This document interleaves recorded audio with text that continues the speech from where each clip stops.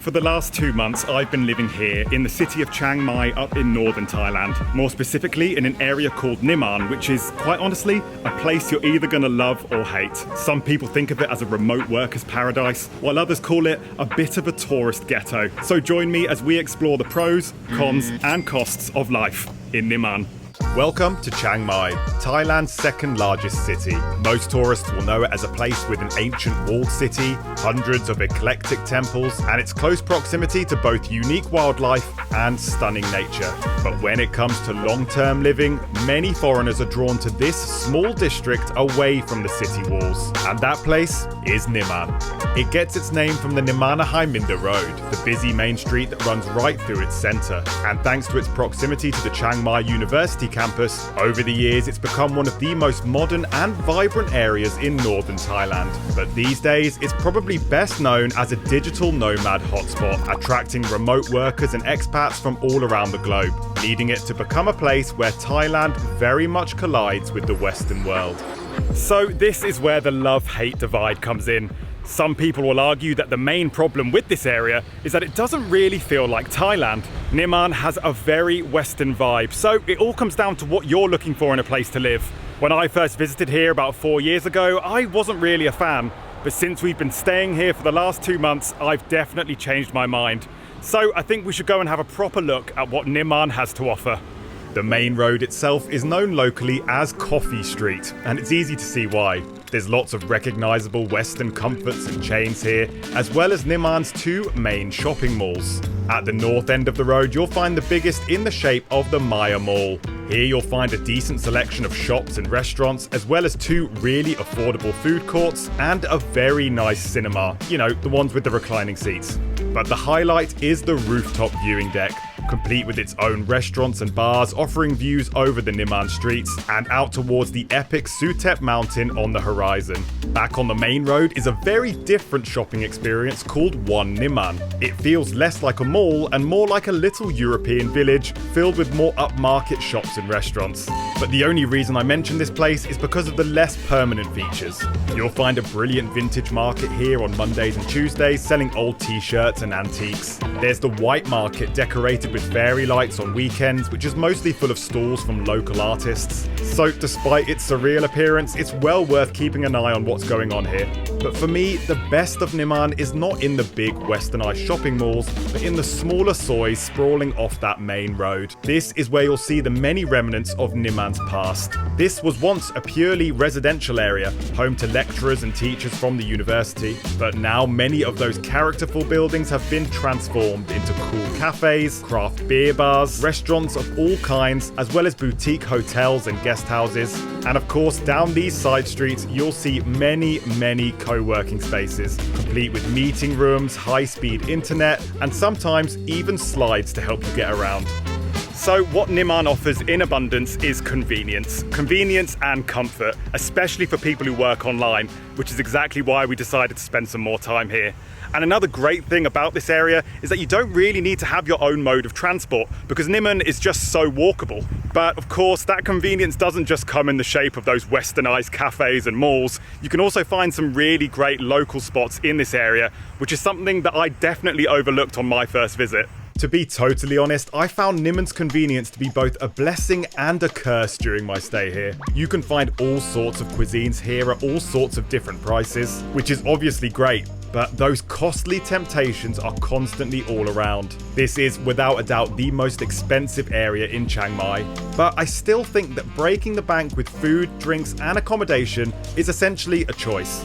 But before we dig into the specific costs of Nimman's coffee, food and accommodation, a quick message. I've been living on the road for the best part of the last few years, which is an amazing lifestyle in so many ways, but it also has its challenges. And I found that taking note of my own personal mental health is really important, especially when you're so far from home. But it's not always easy when you're in a different culture with a different healthcare system and a different language to find the help that you need. So I'm very pleased to say that this video is in paid partnership with BetterHelp. BetterHelp is a platform that helps to connect you with a credentialed therapist who is trained to listen and give you helpful, unbiased advice completely online. Starting therapy can be really hard, and finding the right therapist for you can often take a few tries. So being able to access that therapist from anywhere in the world is huge for anyone that travels. With BetterHelp, you can talk to your therapist via phone calls, via video chat, or even with messaging if you prefer, whatever's the most comfortable for you. To get started, you fill out a questionnaire to help assess your specific needs, and you'll get matched with your therapist within 48 hours or less in most cases. And you'll then be able to schedule therapy sessions at any time that's convenient for you. Over 4 million people have already used BetterHelp to start living happier, healthier lives. So if you think that you might benefit from some therapy, consider using BetterHelp. You can click the link down in the description below or go to betterhelp.com/one-shot-adventures. And now, back to the costs of Nimman. Coffee in a fancy Nimman cafe will set you back as much as 100 baht for an artisan brew, but you can also find more humble shops where a local Thai coffee will cost you only 20 to 40 baht. And it's the same when it comes to food. A pizza or pasta dish at a Nimman Italian restaurant will cost you around 300 to 400 baht, but going local will save you a lot. The smaller Thai or other Asian stalls will only cost you around 40 baht a dish or less. And if you ask me, it's even tastier. And then there's the markets. Nimman's night market culture is pretty unique compared to the rest of Chiang Mai. At the southern end of the main street, you'll find more space. This place is predominantly made up of food trucks, which are again very affordable with a lot of variety, and the views aren't too bad either. Just a short drive away, you also have the bustling Chiang Mai complex, a clothes and food market where local students head to after a day at school. This place is always busy and the prices are once again very, very good. So you can choose to spend less money if you look in the right places and try to eat as local as possible, rather than always in those Western restaurants, which are always going to cost you that little bit more. But one of the main reasons why Nimman is such a great area to base yourself in is because of the sheer amount of accommodation options here. And you now join me right outside the front of the Nimmana, which is the apartment complex where we've been staying for the past 2 months. So let me give you the tour. The Nimmana complex is a fairly new development built in 2015, containing both 1 and 2 bedroom condos, complete with modern luxury comforts and some very peaceful surroundings, despite having a very central location. The building itself is on Soi 6, just off the main Nimman Road, so it's a short walk to all of those great bars and restaurants. And the building itself actually has its own cafes built in, so there's 2 different coffee shops down there. And when you walk through the front gate, you can see the really lovely swimming pool, and of course you have a gym there as well. But now let me give you a tour around our condo itself, which is up here on the 4th floor. It's 55 square meters in size with 1 bedroom and 1 bathroom, and we actually rented this place directly with the Nimmana office, so we didn't use any sort of real estate agent or Airbnb for this rental. Now, quite a lot of the condo buildings in Nimman are a minimum 3 to 6 month rental, and we know that because we actually walked around quite a few of them when we first got here. But luckily, this place was available for a 2-month rental at a very good price, much cheaper than Airbnb. But before we get into the costs, let me show you around. When you step inside, you come straight into the kitchen, which is a pretty good size. You've got a fridge, a washing machine, a microwave, and even a proper electric hob for cooking. I think the only thing missing is a toaster, but you've got all cutlery, pots and pans provided as well. Then from the kitchen, you come into the main living space, which is actually a really good size for such a small condo. A lot of places that you look at that are similar square footage are actually much more narrow than this, and the main living space sometimes feels a bit claustrophobic, but that's definitely not the case here. You've got the big L-shaped sofa in the corner there, which is opposite the TV, and I've got to say, finding such a comfortable sofa in a short-term rental in Thailand is much easier said than done, so we're very happy with this. You've also got 2 different tables in here. One's a desk with a proper desk chair, and the other one is just a dining table. And right in front of me is the big window that has no special view per se, but I guess the most important thing about this is that it lets in quite a lot of natural light, which really does make a difference, especially when you're working from here as well. So unfortunately, we don't have a balcony, which is something that we wanted, but you do have one very small access point to the outside world over on this side. Through this door is basically a little outdoor cupboard that we've been using to dry clothes, so I guess that's practical at least. Now, continuing our circle around the flat, you can walk from the living room and straight into the bedroom, and you can actually close off these 2 rooms from each other by pulling these sliders across. So that's actually quite useful if you wanted some privacy. The bedroom itself is nice enough, the bed is very comfortable, and you've got a built-in wardrobe here and its own aircon unit.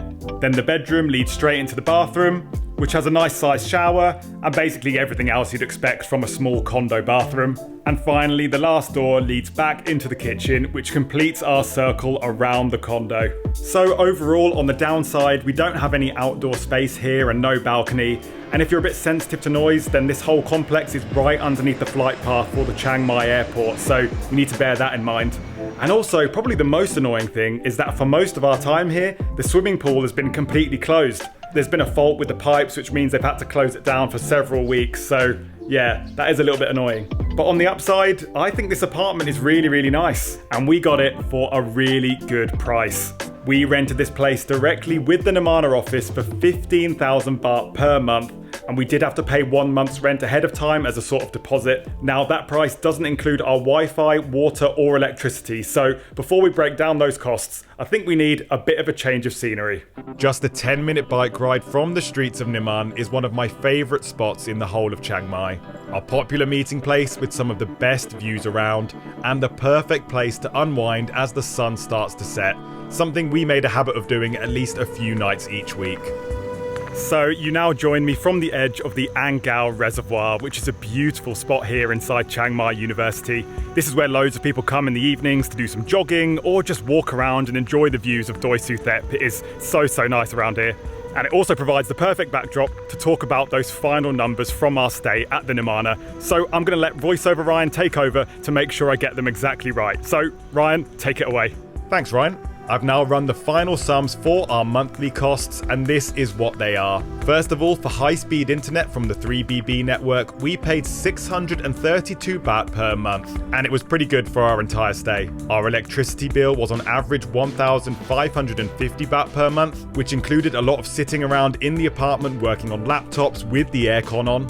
Our water bills were only 120 baht per month, and we paid for professional cleaning twice a month at 300 baht each time, bringing our average monthly bills to 2,902 baht. So including the 15,000 for rent, it was 17,902 baht, or just under $500 each month, which we split between the two of us. So whilst the Nimman area is not for everyone, it definitely has a lot of upsides for a long-term stay.